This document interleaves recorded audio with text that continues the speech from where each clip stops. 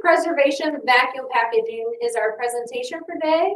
Again, I have Karen Richey with the Marshall County Extension Office here to help present. So I want to talk a little bit about a couple of different options that a lot of you probably are familiar with, and that's either pressure canning or hot water bath canning. And you see that a lot, depending on the process is going to be determined by a pH of food. And so we'll talk a little bit about that.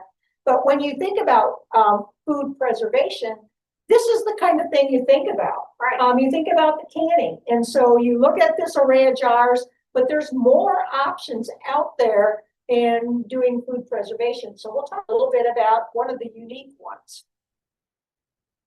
So then you have another option for food preservation of food dehydrators or even freezer containers and bags. So doing food that way. A lot of people will do corn in the summer. They'll take corn, boil it, and then put it in freezer bags and freeze it for the year.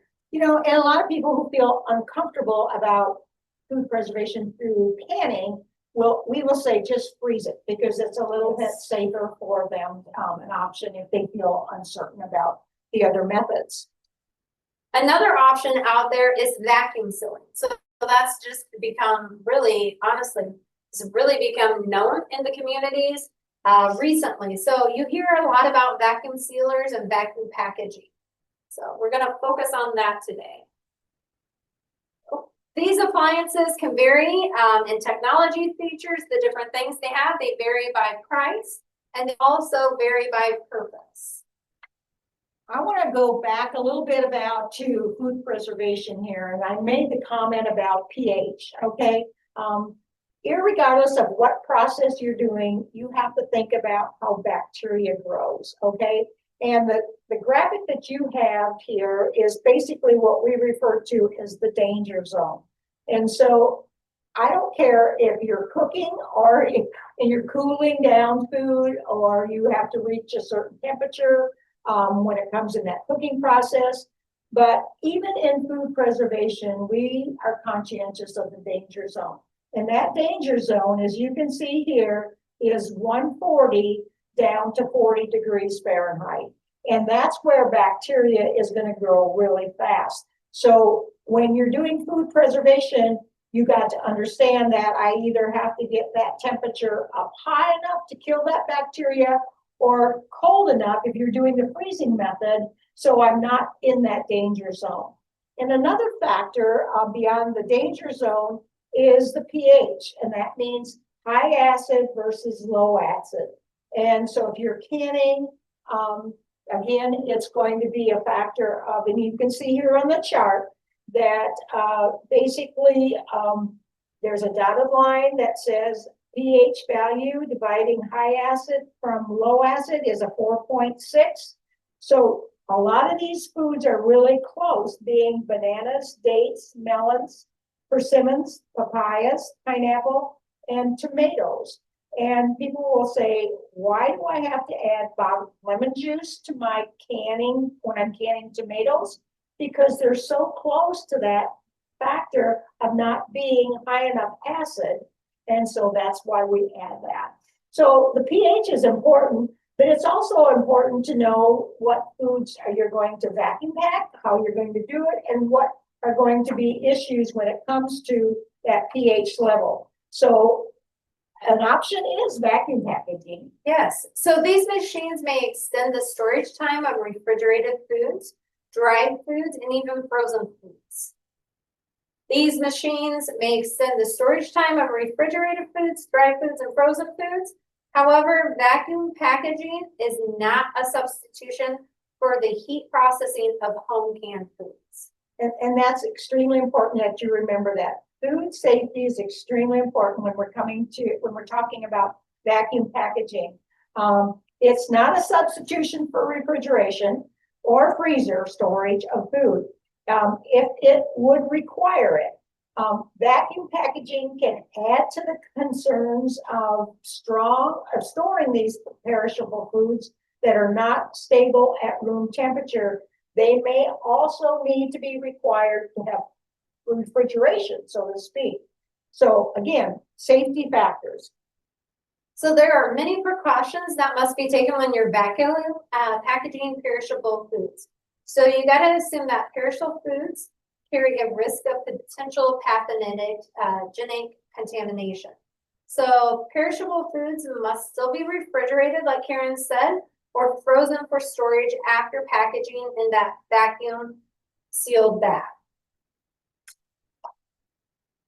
So producing a vacuum means basically removing that air from the contents of a package or in the package. Oxygen is in the air, does promote certain reactions to food, which can deteriorate the quality of the foods. So it's important to remove the air, and that can help preserve certain quality characteristics and actually extend the shelf life based on the quality issue of it.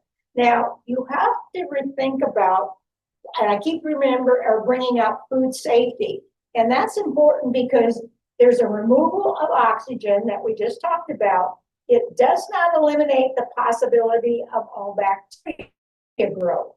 It changes the nature of what is likely to occur, but it doesn't take out or kill the bacteria.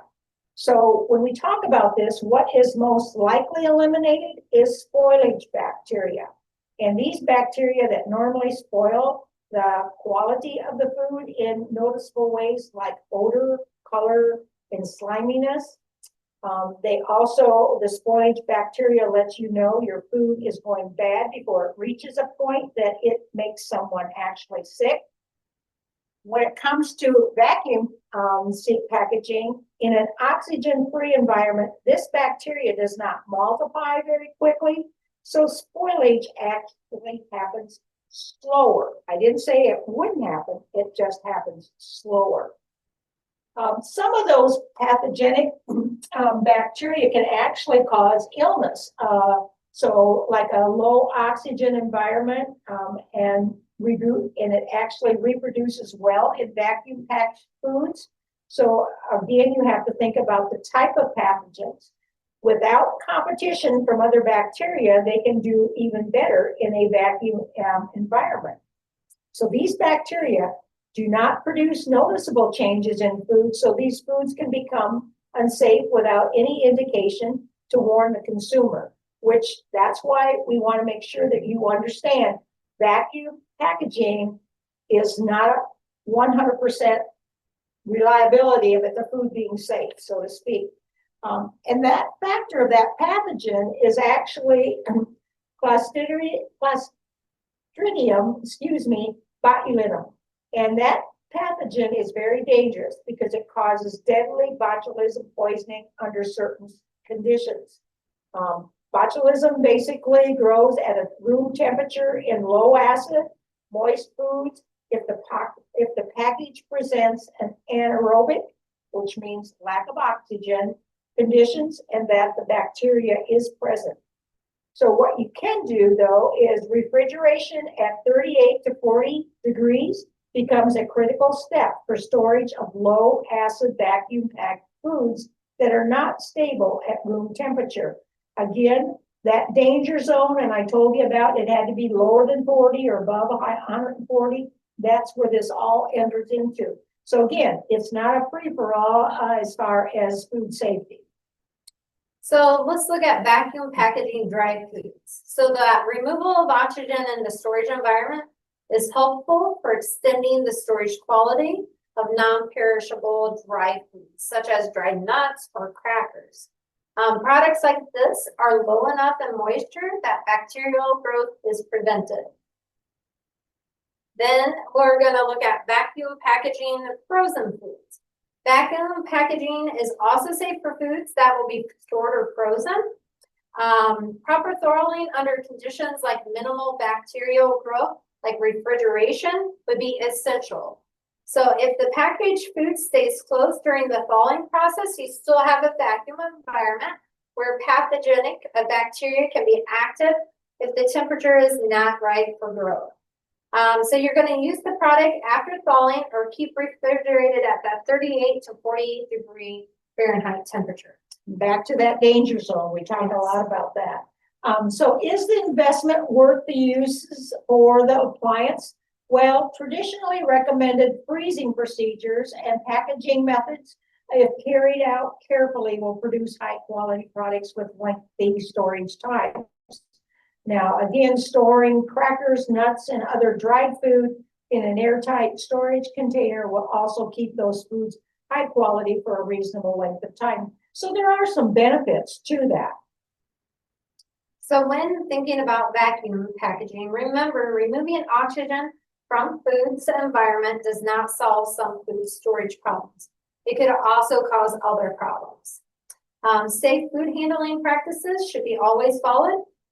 Perishable foods being vacuum packaged should not be out of the refrigeration for longer than 2 hours.